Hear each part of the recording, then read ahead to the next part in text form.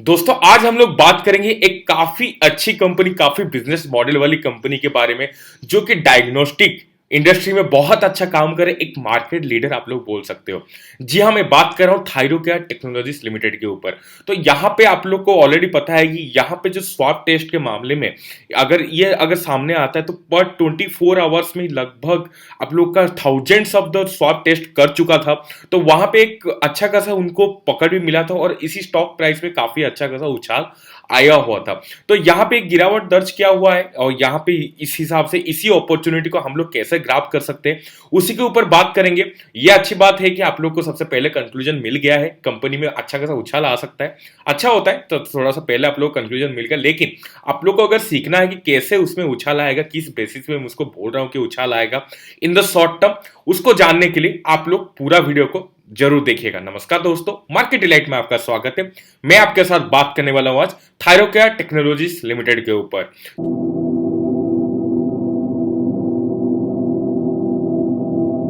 तो यहाँ पे आज पर द प्रैक्टिस हम लोग जैसे इसका एनुअल रिपोर्ट पे चलते हैं तो यहाँ पे आप लोग को दिख जाएगा कि 796 सिटीज के साथ ये मतलब ऑलरेडी एसोसिएटेड है, राइट। और 4410 बिजनेस टू बिजनेस पार्टनर, मतलब यहाँ पे फ्रेंचाइजी ओपन होता है और उसी फ्रेंचाइजी से यहाँ पे रिसीव होता है आप लोग का स्वाब और या जो भी टेस्टिंग करने के लिए सैंपल, और वहां पे सप्लाई चेन के द्वारा वहां पे मेन वाला जो टेस्टिंग लैब होता है वहां पे जाके पहुंचता है और वहां पे टेस्ट होके रिपोर्ट आपके ईमेल पे, आपका जो मोबाइल एप्लीकेशन पे या आप लोग का हार्ड कॉपी में आ जाता है। तो ये जो कंप्लीटली सिंपल बिजनेस मॉडल है इसको हम लोग बोलते हैं फ्लाई लाइट मॉडल। तो फ्लाई लाइट मॉडल के ऊपर अगर मैं बात करूंगा तो थायरोकेयर टेक्नोलॉजीज लिमिटेड का एक अच्छा खासा एग्जांपल सामने आता है।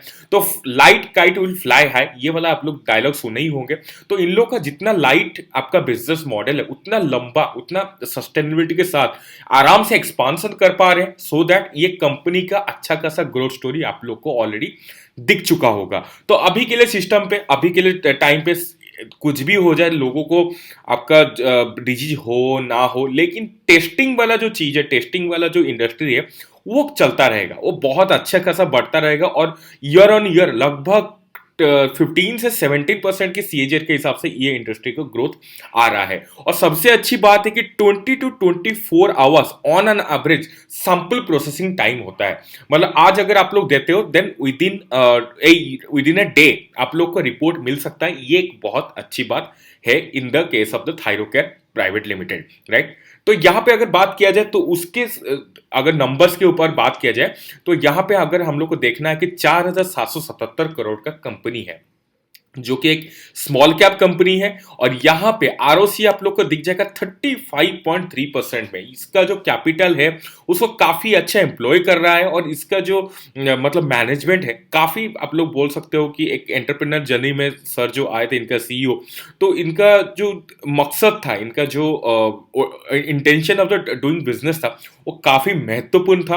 तो वहां पे उस हिसाब से अभी तक ये कंपनी रन कर रही है और उसके साथ साथ यहाँ पे काफी अच्छा इंप्रूवमेंट भी लाए हुए हैं। तो इसके सामने अगर डेट देखा जाए तो 12.8 करोड़ का डेट है, काफी कम डेट है। डेट टू इक्विटी रेशियो निकल के आता है 0.03। तो यहाँ पे अगर बात किया जाए डेट बहुत कम है, तो रिटर्न ऑन इक्विटी के ऊपर देखा जाए तो 22.3% दिख जाएगा रिटर्न ऑन इक्विटी। तो ऐसे भी आप लोग को ऑलरेडी पता है कि ये affordable cost patent and laboratory hospital में यहाँ पे काम करता है। तो ये जो लो कॉस्ट यहाँ पे हर जगह में अगर पहुंचना है तो आपको लो कॉस्ट, अफोर्डेबल कॉस्ट रखना ही है। तो उसमें थायरोकेयर टेक्नोलॉजी काफी नंबर 1 है, आप लोग बोल सकते हैं एक मार्केट लीडर है। और यहाँ पे प्रॉफिट लॉस के ऊपर अगर बात करोगे तो यहाँ पे कंसिस्टेंटली ग्रोइंग प्रॉफिट दिखेगा अप टू 2018। उसके बाद 2019 में थोड़ा सा घटा हुआ था, उतना भी ज्यादा नहीं घटा हुआ था। और नेट प्रॉफिट अभी 2020 में भी काफी अच्छा खासा दिखा हुआ है। अगर यहाँ पे क्वार्टर्स के ऊपर बात किया जाए तो नेट प्रॉफिट में आप लोग को दिख जाएगा कि मार्च 2020 में लॉस यहाँ पे तैर हुआ था, उसके बाद जीरो का पूरा आ गया था, नो लॉस नो प्रॉफिट में जून 2020 में।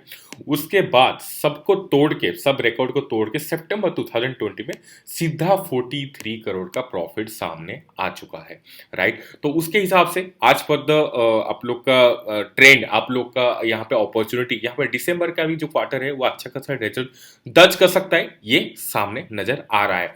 लेकिन दर्ज करे या ना करे हम लोग को उसमें अगर देखना है तो आप लोग को टोटल कुल टोटल मिला के यहाँ पे एक उछाल देखने के लिए मिलेगा। मैं इतना कॉन्फिडेंस के साथ क्यों बोलता हूँ, हम लोग टेक्निकल एनालिसिस में बात करते हैं तो यहाँ पे जो 3 इयर्स का कैश फ्लो अगर देखा जाए तो यहाँ पे 283 करोड़ का दिखेगा और लास्ट 5 साल का तो 389 करोड़ का दिखेगा। लगभग इसी जो इंडस्ट्री होता है यहाँ पे कैश फ्लो काफी स्ट्रांग रहता है, लोग पैसा दे के वहां पे मतलब काम करने के लिए रेडी रहते हैं। इसमें कोई मतलब उधारी या लॉन्ग टर्म के लिए आपका जो कैश कन्वर्शन उसको लॉन्ग टर्म के लिए कोई नहीं रखता है, राइट। तो यहाँ पे मैं टेक्निकल एनालिसिस पे आ जाता हूँ। तो यहाँ पे आप लोग का 5813 चार्ट में आप लोग को एक अच्छा खासा गिरावट दिखा होगा, राइट। तो यहाँ पे इंटेंसिटी भी काफी अच्छा खासा है, तो उसके साथ अगर बात किया जाए तो उसी इंटेंसिटी के साथ आप लोग को दिखेगा कि थोड़ा और भी गिरावट हो सकता है, लेकिन उतना ज्यादा नहीं होगा। बिकॉज यहाँ पे जिस हिसाब से इंटेंसिटी था इसमें ऑलरेडी कॉर्नर प्रोड्यूस होकर थोड़ा सा ऊपर जाने के लिए कोशिश भी किया था, लेकिन अभी के लिए जो इंटेंसिटी है थोड़ा सा पैरेलल है। तो यहाँ पे जो आप लोग का जो तीखापन है, जो यहाँ पे जो इंटेंसिटी टूटता हुआ नजर आ रहा है, तो यहाँ पे थोड़ा थोड़ा सा कंसोलिडेशन के बाद यहाँ पे ऊपर की तरफ क्रॉसओवर होने के लिए कोशिश में जरूर हो सकता है। 1 वीक के ऊपर बात किया जाए तो सेम सिचुएशन यहाँ पे है, लेकिन यहाँ पे थोड़ा सा इंटेंसिटी ज्यादा आप लोग को देखने के लिए मिलेगा।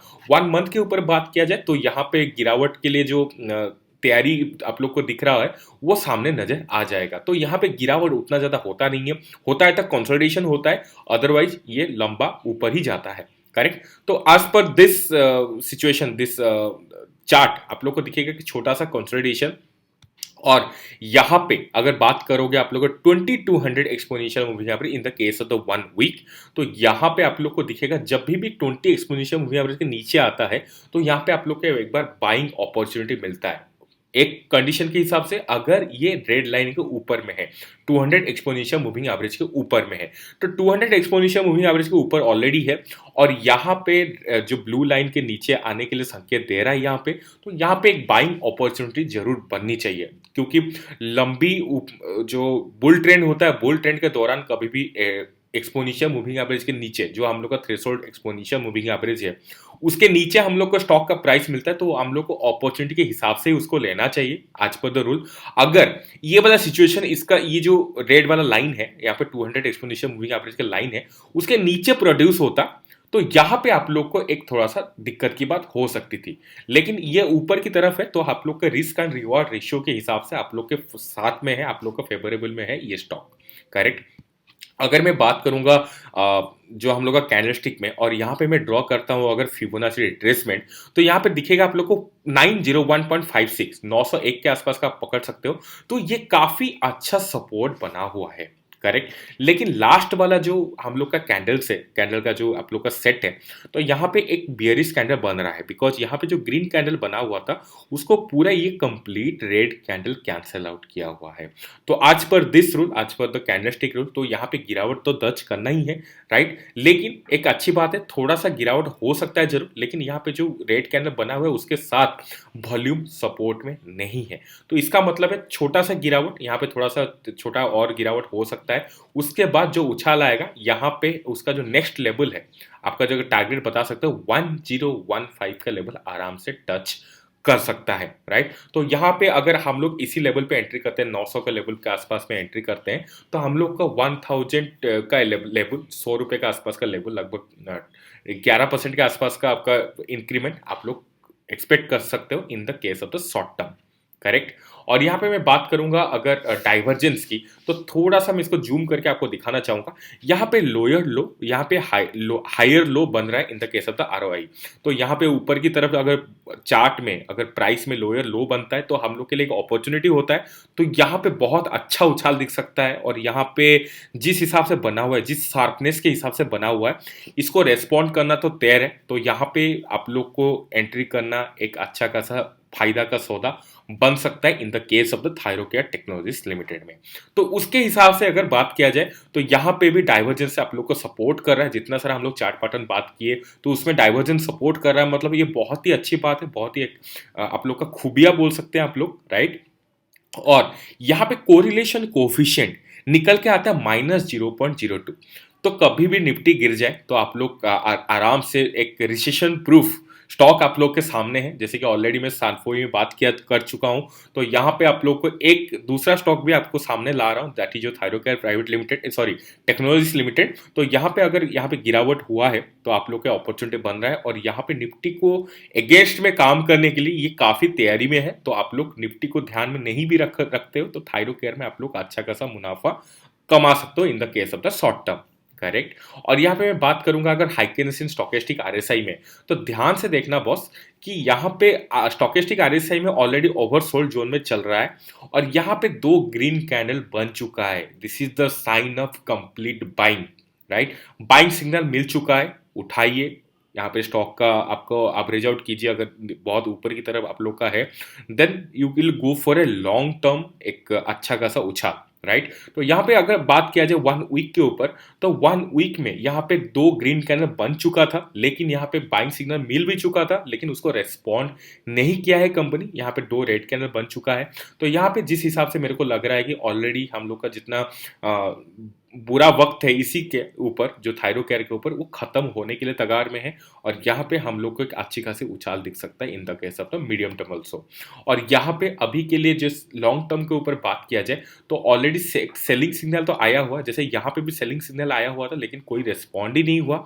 उसके बाद यहाँ पे एक रेड कैंडल बना हुआ है, उसके बाद दूसरा रेड कैंडल थोड़ा अगर बन जाता है तो वहाँ पे सेलिंग सिग्नल तो यहाँ पे शो कर रहा है। तो थोड़ा सा कंफ्यूजन से दूर होके हम लोग को 1 डे चार्ट के ऊपर फोकस किया जाता है। ऐसे चार्ट के ऊपर फोकस करना है, ऐसे टाइम फ्रेम के ऊपर फोकस करना है जिसमें सब कोई चार्ट एक ही डायरेक्शन देता हो। तो 1 डे और 1 वीक में दोनों सब 4 से 5 जो स्टॉक है, सॉरी 4 से 5 जो चार्ट है एक ही डायरेक्शन शो कर रहा है, सो दैट हम लोग को for the short term and the medium term हम लोग को एक बुलिश ट्रेंड देखना चाहिए इन the case of the Thyrocare technologies limited. तो ये था एक छोटा सा एनालिसिस आप लोग के लिए थायरोकेयर के ऊपर। तो आप लोग को कैसा लगा मेरे को एक बार कमेंट सेक्शन में जरूर बताना। अच्छा लगा तो बस जरूर लाइक कर देना, दोस्त लोग के साथ शेयर कर देना, सो दैट उन लोग का भी फायदा हो सके और उन लोग का भी लर्निंग हो सके। और कहीं पे भी गलती दिखा आप लोग को, कहीं पे भी आप लोग चाहते हो कि इसमें मेरे को इंप्रूवमेंट करना था, तो you are open to all. आप लोग पब्लिक में मेरे साथ बात कर सकते हो, मैं किसी हिसाब से मैं वहाँ पे डेवलप कर सकता था, चाहे वो कम्युनिकेशन में हो, चाहे वो मेरा एनालिसिस के ऊपर हो। तो वहाँ पे आप लोग एक बार बोल सकते हो, सो दैट मैं रिसीव करने के लिए हमेशा तैयार रहता हूँ, सो दैट आप लोग को मैं एक अच्छा वैल्यू दे सकूँ हमेशा के लिए। तो आज के लिए इतना ही। आपका अपना अपना फैमिली का और अपना पोर्टफोलियो का हमेशा ख्याल रखते रहिए, और अगले वीडियो के लिए मेरे को इजाजत दीजिए। Thank you so much.